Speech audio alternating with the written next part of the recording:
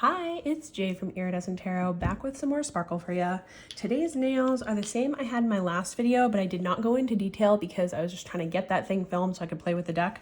But basically what I have here is Essie Bodice Goddess topped by two different sparkles. That's why you can see like a little bit of difference every other nail. So this is Fancy Gloss, Rainbow Moonstone, and Crystal Opal. It's pretty cool. I like it, but in some angles it looks a little bit yellowed, so it's like not my favorite.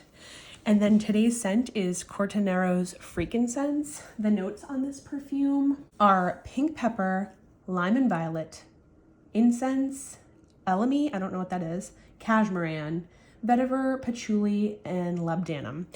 This smells like you're on a pilgrimage in Italy to go to all the different churches and cathedrals or basilicas, like smelling the different like holy smokes that they're doing. I don't know what it's called, but yeah, it smells like you're walking through these very, very old churches and just appreciating the scent of the place that you're in.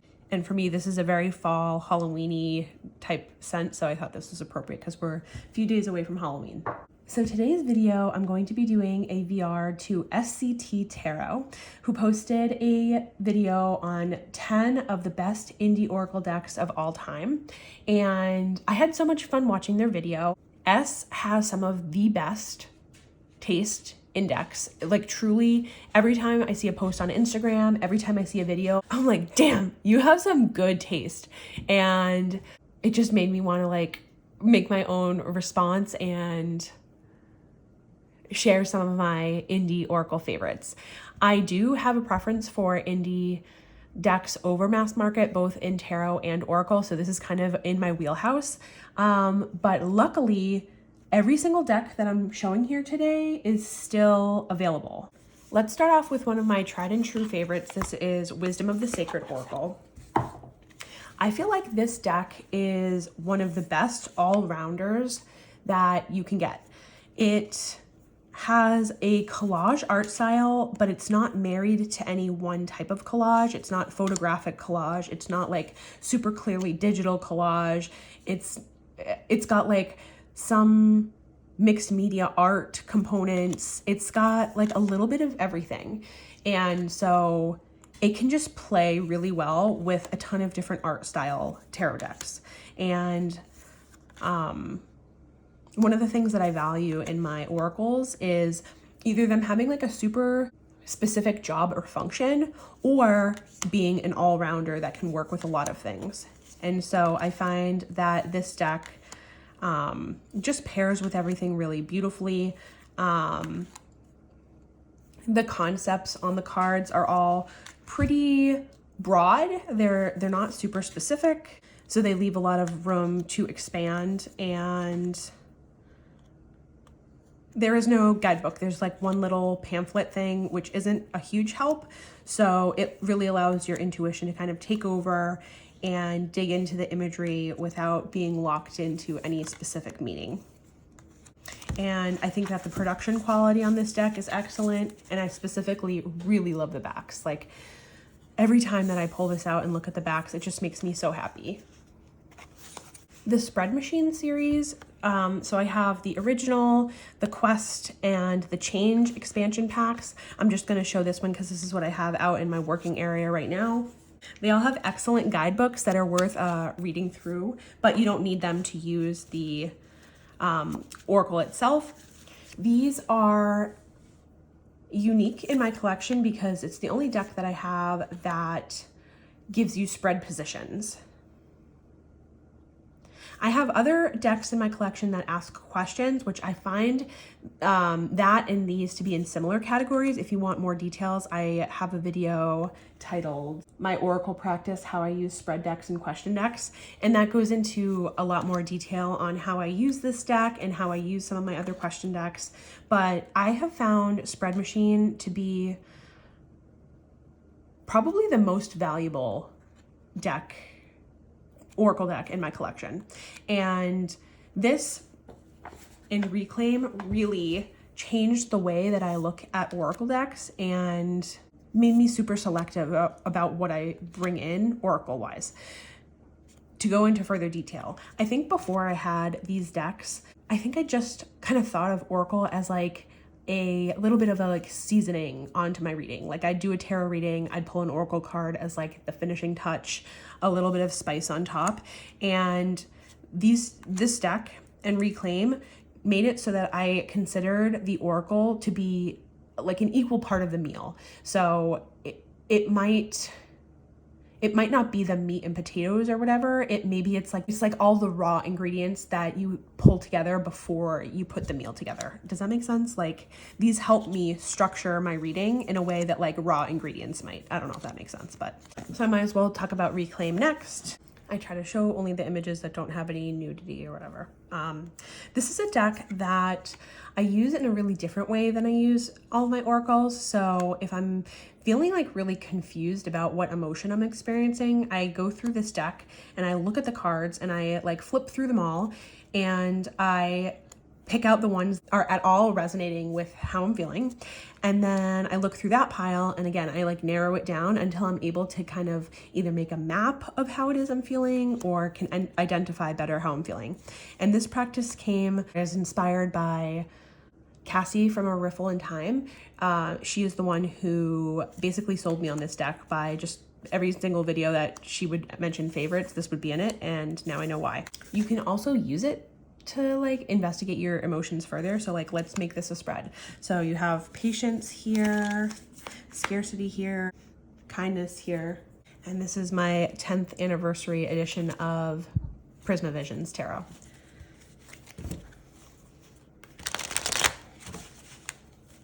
So you can use these almost kind of like spread machine where you say, where am I lacking in patience right now?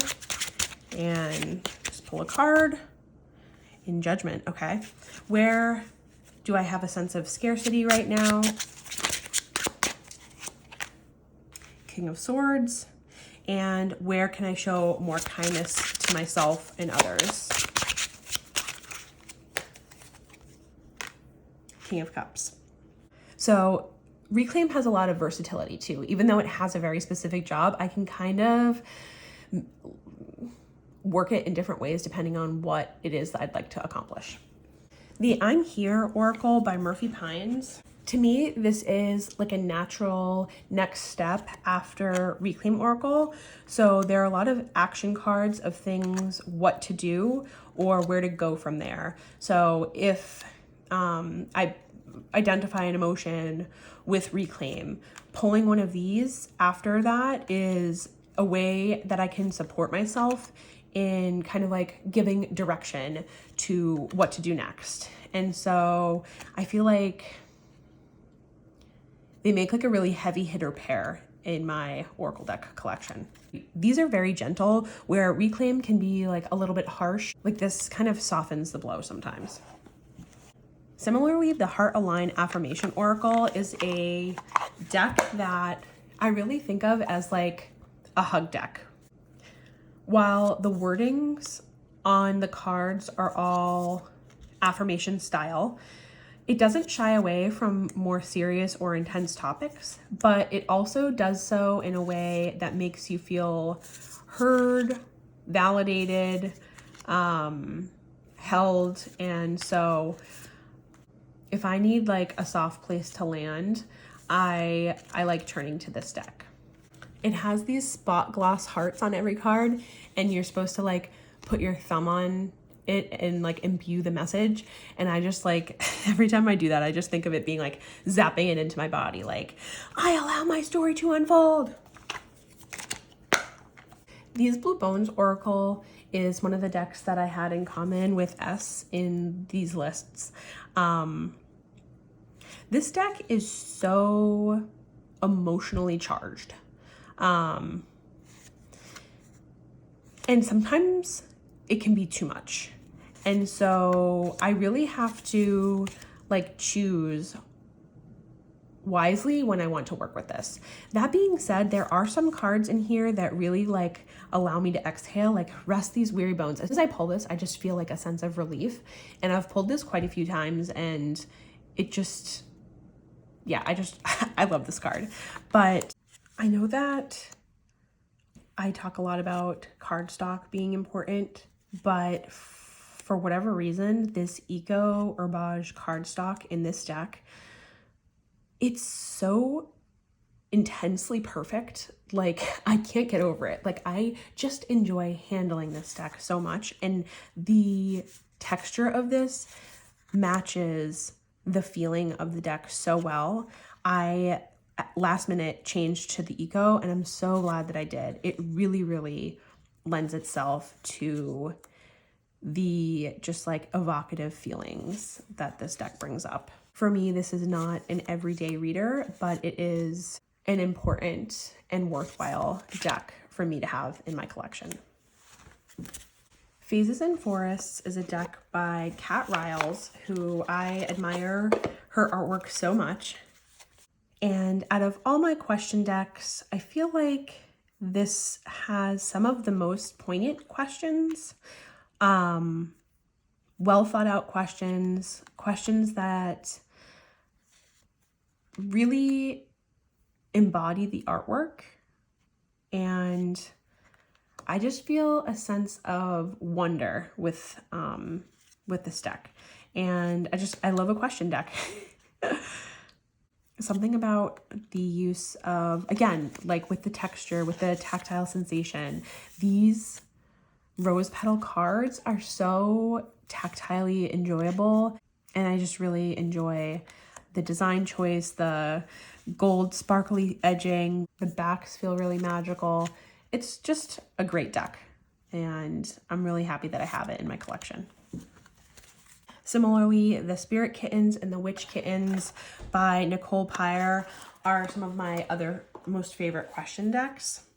The Spirit Kittens with their sparkly lavender edging make me so happy, and I've always loved this artwork. Even though I'm not a cat person, I'm like super allergic. They just make me so happy. They're so cute. And then the title with the wording of the explanation on the back and then the question at the bottom. Like, I get so much out of these decks. It's such a small package and it packs so much of a punch. I've mentioned before that like I don't really see a huge difference in either the art style or like the difference in theming between the two decks. Like the Witch Kittens are supposed to be more geared towards magic, but they both feel kind of like magical and ethereal to me, and I just love them. They're so helpful. They're so useful. I use them. If you go to my video about how I use question decks, you can get more details about like how I employ these in my practice, but they're just so valuable. A deck for wonder walking is super unique in my collection. The cards are horizontal, they're watercolor, and the words that are on here are all very expansive and can be used in a lot of different ways. But what I find so exquisite about this deck is that it allows you to take your tarot or oracle practice and then bring it into the physical world. So if you pull the shape card, you go to the Explorer Journal for Wonder Walking, and then this gives you so much to go off of. What hidden or interesting shapes do you see if you look closer around you? And you go on a walk and you think about the things that are mentioned here. And it gives you activities to try, journaling prompts. Every single card has all of this stuff to it. It's mind-boggling to me. And so I really love pulling a card, reading the entry, and then actually bringing that practice to my physical walking practice, where I try to reflect on the questions that I've pulled from here in real life on my walk. It really helps me be present in a way that none of my other decks do. And for that, this is one of my most valuable oracle decks. Lastly, the Bloomin' Lovelies, because sometimes you just need a little hee hee ha ha. This is a deck that I'm pretty sure that I first saw on Krista Chronicles' channel. And this is not the most delicious cardstock. These are not the most sophisticated images, but the drawings in combination with the words make me laugh. They are just they're so cheeky, and they're like funny, but also be meaningful. And sometimes you just need like a little bit of some like really lighthearted fun, bring joyfulness and play into your practice. And I like cards like this. Like you pull a question and you're like, yeah, but no, but yeah. Like we've all felt this, but you like it a bit weird. I mean, these were from abroad, and so I think a lot of the reviews that I watched prior to purchasing it were from channels that were in the UK. And so I just like, I hear these cards in my brain with like an English accent, which is like another weird quirk that this deck has for me. Like absolutely bloody lovely. I don't know. Eyes on the road, claw to the wind. This card, this is such a good life lesson. Do not wonder what the brouhaha is all about if you started the brouhaha. This card is one that's so special to me because when my kid was a baby, I would be like flipping through the cards, just showing the different images to like, you know, like something to look at, and like letting them pick cards on their own. And the very first card that they picked was Regard Clouds. And I felt like it was such a baby card to pick. Like, oh, what does a baby have to do other than like look and be in awe of the clouds going by? And so this card just will always be meaningful and special to me. Why wear your sad face when you can wear your banana? Like, I think the creator of this deck is used to be a psychiatrist maybe. So I always like something like that.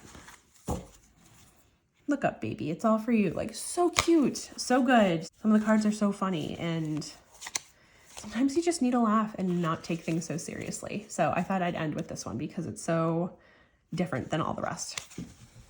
Freaking tough boxes though. Honestly, I can't with these. Don't be so serious. Okay, so that was my top 10 indie oracle decks. Those are all currently available, minus this tarot deck, which you can get the regular version. It's just not going to have some of these special, delicious holographic things on them, but I think there's a pre-order coming up soon for this one. So if you were like drooling about it, you know, you could still find a way. If you enjoyed this video, please subscribe and drop me a comment about your top favorite oracle decks, which ones of these that you enjoyed, and smash that like and subscribe button, as they say, you know, all the YouTube things. I've just been having so much fun, and I hope that you enjoyed this as well. All right, talk to you later. Signing out.